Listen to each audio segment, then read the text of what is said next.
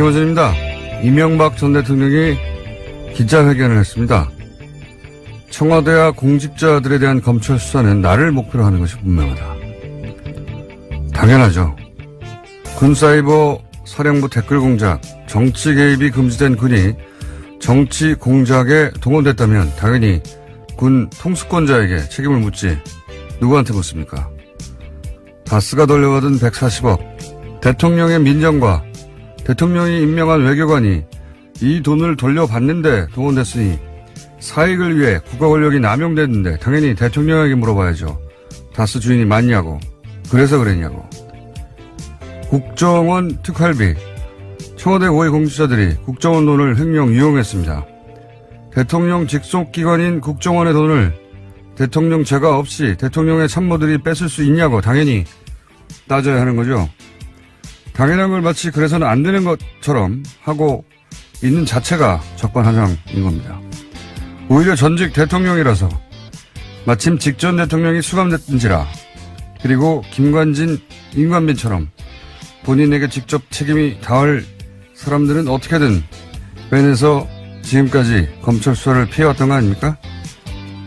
평창올림픽 성공을 소망하시던데 다른 사람들이 잘 알아서 할 테니까 걱정하지 마시고 건강을 잘 챙기시기 빕니다.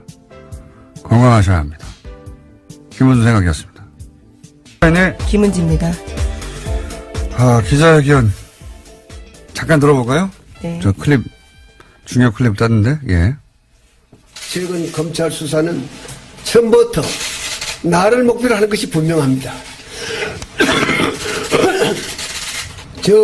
재임 중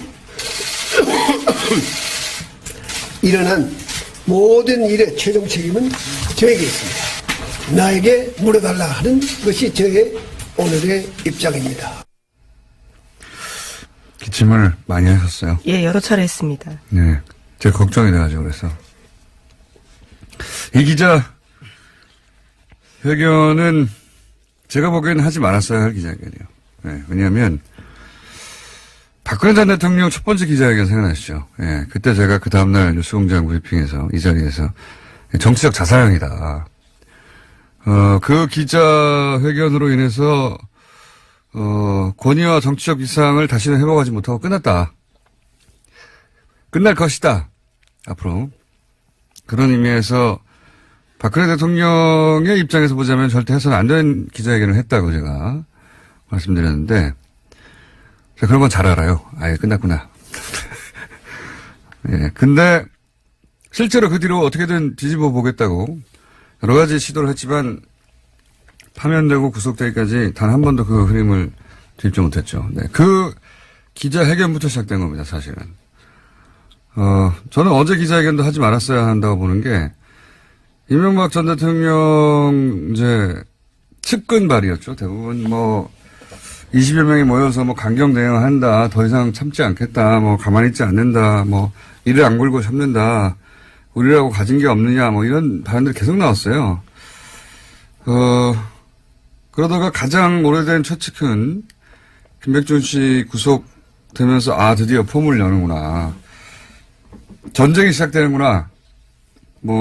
전쟁 얘기도 나왔죠. 지금까지 폭로할 게 많다라는 이야기를 여러 차례 했었습니다. 이제 드디어 반격이구나 하는 어떤 기대감 혹은 어떤 상황이 전개될까 두려움 또는 과거 전두환 전 대통령 골목 성명 때처럼 뭔가 비장함 이런 게 있잖아요. 그때는 단호함 하다못해 이제 너무 불쌍하다 안 됐다 동정심 이런 거라 들어야 되거든요.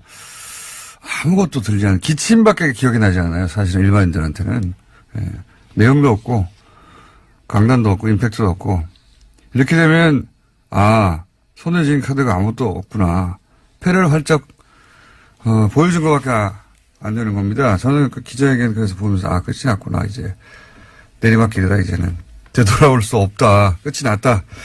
보수 집결 이런 얘기도 하잖아요. 언론에서는. 네, 보수를 괴멸시키려고 정치 공작하는 거다라는 주장을 했기 때문에. 네, 그래서 보수 집결 메시지 아니냐 하는데 보수 집결 안 합니다. 보수 집결 안 해요. 지금 전직 보수 대통령 중에 가장 인기가 낮은 대통령이에요. 심지어는 여론조사 최근의 걸 보면 수감되어 있는 박근혜 전 대통령보다도 보수 지지층 사이에서 지지도가 낮아요. 박근혜 전 대통령은 본인의 어떤 아우라 때문에 집권한 대통령 아닙니까? 내용을 떠나서.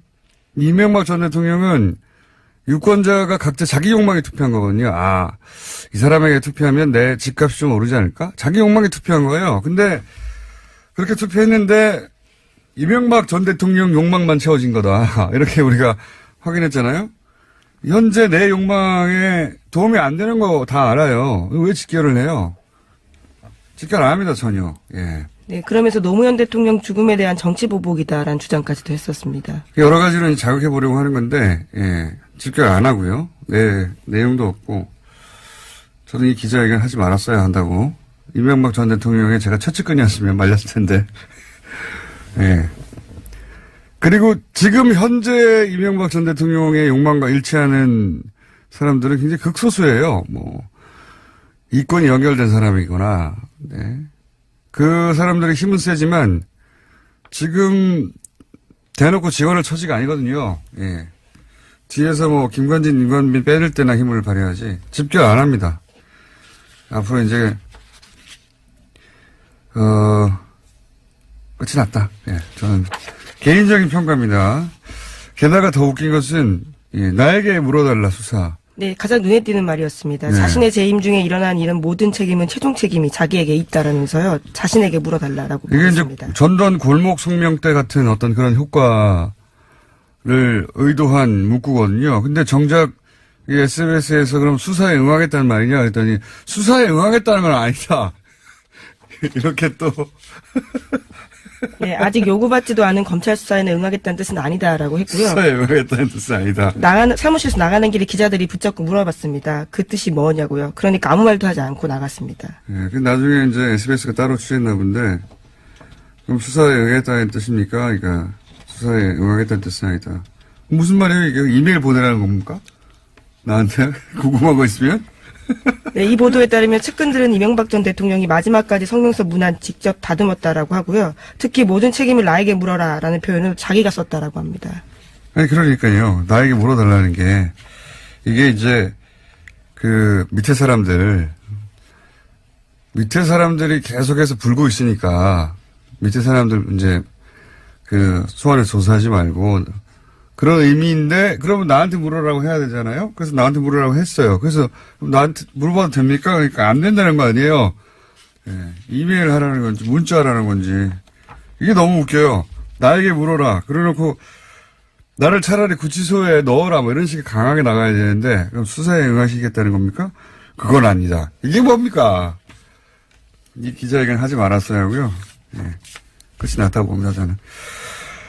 자, 근데 관련해서 어제 나왔던 여러 가지 주변 이야기 중에 가장 의미 있는 내용은 정두원 전 의원이 얘기를 했어요. 여기 TBS, 예, 김종대의 색다른 네, 시선. 6시입니까? 네. 제가 6시 반인가 그 시간을 몰라가지고. 네, 색다른 시선 김종배입니다에서 한 이야기입니다. 네. 거기서 히트 저걸 하나 냈습니다. 그러니까, 김백준 키맨이지만, 진짜 더 키맨은, 김희중 전 청와대 제1부속 실장이다. 하고, 그 내부를 잘 아는 사람으로서 정두원 전 의원이 지적을 했습니다. 여기서. 그러니까 네, 실제로 검찰에 가서 굉장히 중요한 진술들을 많이 했습니다. 이명박 전 대통령이 처음 국회의원이 될 때, 그때 비서관으로 출발한 굉장히 인연이 오래된, 분인데, 이제 히스토리가, 어디 은행이었죠? 저축은행, 예, 솔로몬이었나? 예, 예. 저축은행 비리 당시에 임석 솔로몬 저축은행 회장으로부터 1억 8천만 원 받은 혐의로 구속 기소가 돼서 1년 3개월 동안 복역한 바가 있습니다. 근데 이때 이제 부인이 사망을 했는데, 예. 근데 이때 아무도 빈소에 가지 않았고, 문상 가지 않았고, 청와대에서 한 명도 가지 않았다. 그래서 꼭 그것 때문인지는 모르겠습니다만, 그것까지 더해져서, 대단한 배신감을 느꼈을 것이다. 그리고 그런 연유 때문인지 모르겠지만, 지금 굉장히 중요한 진술들을 하고 있죠. 예. 네, 김백준 전 청와대 총무기획관에게 1억 원 받아서 이명박 전 대통령에게 보고했다라는 진술도 했고요. 또 2011년에 이명박 전 대통령이 미국 순방 직전에 달러로 환전한 국정원 특수활동비를 이명박 전 대통령 쪽에 전달했다라는 이야기도 김희중 전 비서실장이 했습니다. 여기서 그 얘기가 나온 겁니다. 이명박 전 대통령 부부라고 어제 보도된 부부라고 보도하고 말하는데 실제 내용을 들어보면 그 김 여사한테도 국정원 특활비를 줬다고 하는 내용이 나왔거든요. 제가 어제도 얘기했지만 대통령 순방할 때는 자기 돈 쓸 일이 없어요. 자기 돈을 쓴다면 뭘 살 데밖에 없습니다. 따로 쇼핑을 한다든가. 안 그렇습니까? 예. 지금까지 이제 대통령과 대통령 주변에 공직에 있는 사람들에 관한 얘기였다면, 가족에 대한 이야기가 처음 나온 거거든요. 예. 굉장히 전혀 어디로 튈지 모르는 파괴력 있는 사안인데 그 이야기가 여기서 나온 겁니다. 네, 정두원 전 의원의 표현에 따르면 이명박 전 대통령의 집사 중에 집사, 성골 집사라고도 할 정도로 굉장히 돈 관계를 잘 알고 있다라고 합니다. 이게 실제 한번 살고 나왔는데 그때 이제 전혀 챙겨주지 않았고, 그리고 이제 부인이 사망했는데 아무도 빈소에 오지 않았고, 그래서 최근 검찰 조사를 받고 나서 또 한 번 가야 되는 거 아니에요? 잘못하면. 예. 그래서, 나도 살아야겠다는 그런 문자를 보냈다고 하죠. 네, 오늘 아침 중앙일보 보도인데요. 자신이 2번 구속되는 일을 피하기 위해서라도 관련된 진술을 했다라는 점을 인정했다라고 합니다. 하여튼 여기서 촉발된 그 부인으로 향할지도 모르는, 예.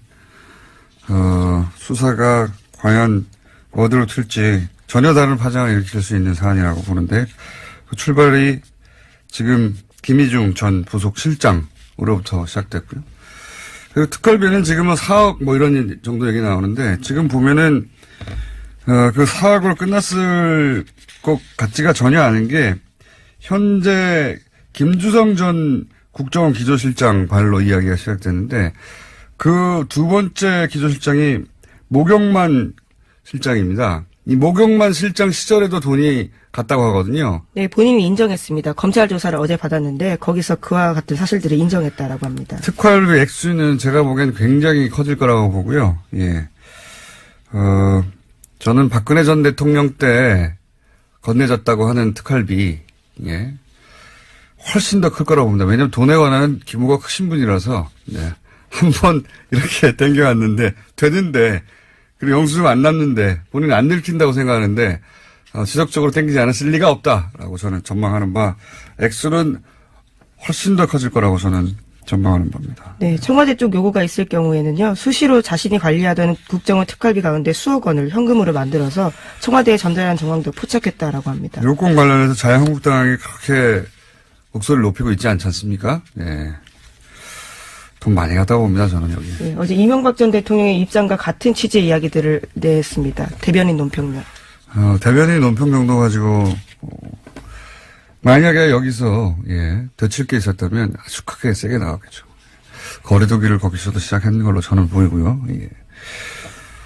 돈 더 많이 들어갔다. 그리고 이게 부인 쪽으로 튄다면 전혀 다른 양상이 벌어질 수 있다. 여기까지 하고요. 다음 순요.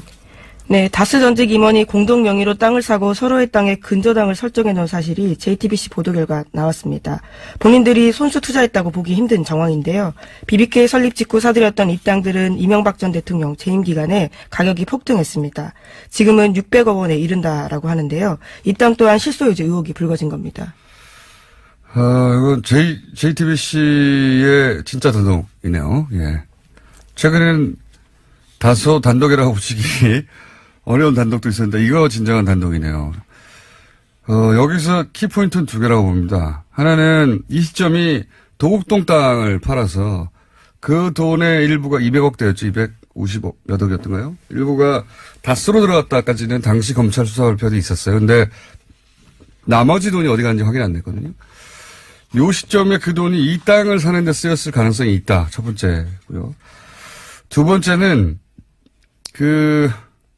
교차 근저당 이거는 이명박 전 대통령의 실소유 땅으로 의심되는 모든 부동산에 등장하는 겁니다. 특징이죠. 예.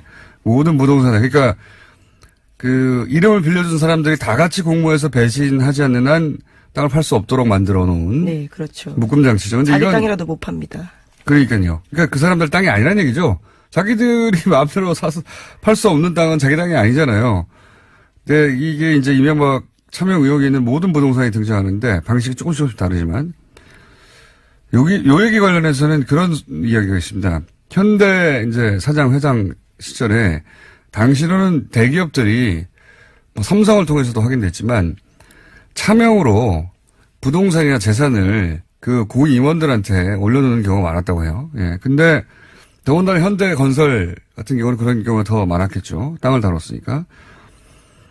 요 이야기는 이제 이명박 전 대통령 그 후보 시절에 잠깐 언론에서도 언급됐었는데 이명박 전 대통령 이름 앞으로 됐던 땅들을 본인이 그냥 꿀꺽하고 나왔다. 라는 얘기가 있었어요. 예. 본인이 실제로 다른 사람 땅을 차명으로 돼 있던 걸 자기 이름 앞에. 네, 총수일가의 재벌 관리 차원에서 있었던 예. 비자금을 본인이 이제 가져갔다라는 네, 거죠. 땅을, 네. 부동산을 꿀꺽했기 때문에 본인은 잘 안 되는 거죠. 어떻게 하면 이게 안 되는지. 그래서 이렇게 철저하다는 얘기도 있고요.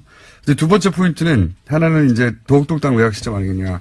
두 번째 포인트는 이 땅 값이 해군기지 때문에 4-5배 올랐어요. 네, 최소한. JTBC가 그러한 내용도 보도했는데요. 특히나 강정동 땅 같은 경우에는 해군기지 건설이 본격 추진하면서 가격이 아주 많이 올랐다라고 합니다. 뭐 20-30배도 올랐다고 하는데 해군기지 건설은 말이죠. 이명박 전 대통령의 원래 공약입니다.